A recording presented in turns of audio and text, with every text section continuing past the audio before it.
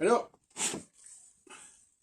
dans le débat avec l'astrologie, le problème, c'est que les astrologues sont piégés par leur sophistication.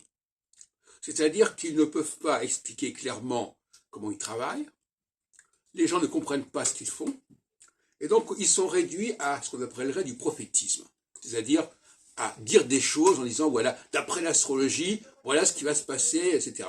Mais ça n'est pas sérieux. L'astrologie doit être transparente dans son mode de fonctionnement, dans son mode de travail. Hein. C'est ce qu'a essayé de faire André Barbeau. André Barbeau, avec son indice cyclique, a voulu vulgariser l'astrologie. Bon, mais la courbe qu'il a élaborée est quand même très très compliquée quand même à concevoir. Et puis elle intègre des planètes invisibles, donc elle n'a pas de valeur pour le passé de l'astrologie, ce qui est à mon avis complètement anachronique. C'est une astrologie anachronique, c'est-à-dire une astrologie qui est décalée par rapport à l'Antiquité. Et ça, c'est pas supportable.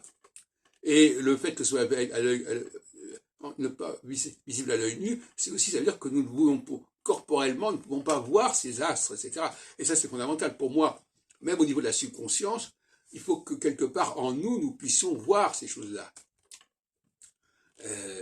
C'est pour ça que les travaux de Gauquelin ont un sens quelque part, puisqu'ils s'arrêtent à Uranus, donc ils s'arrêtent au moment où les planètes deviennent invisibles. Enfin, je ne suis pas en train de les justifier, mais enfin, quelque part, c'est que ça se défend quelque part sur ce plan-là.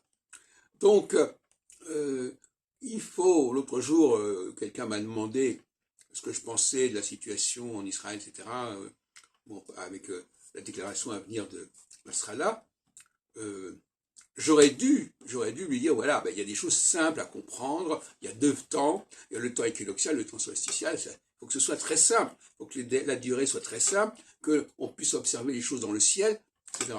Donc ça, j'ai cet atout que j'aurais pu jouer, que je pourrais jouer. Alors que l'astrologue moyen, lui, il va se perdre dans des considérations sur les différentes planètes, le thème astral, voilà, telle planète, ceci, telle planète, cela, le signe ceci, le signe cela.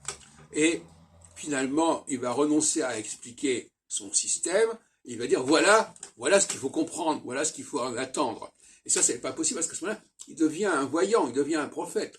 L'astrologue, c'est quelqu'un qui, justement, peut expliquer comment il travaille, peut expliquer les outils qu'il utilise, et les gens peuvent comprendre cela et peuvent utiliser ces outils. Ce qui n'est pas le cas de la voyance.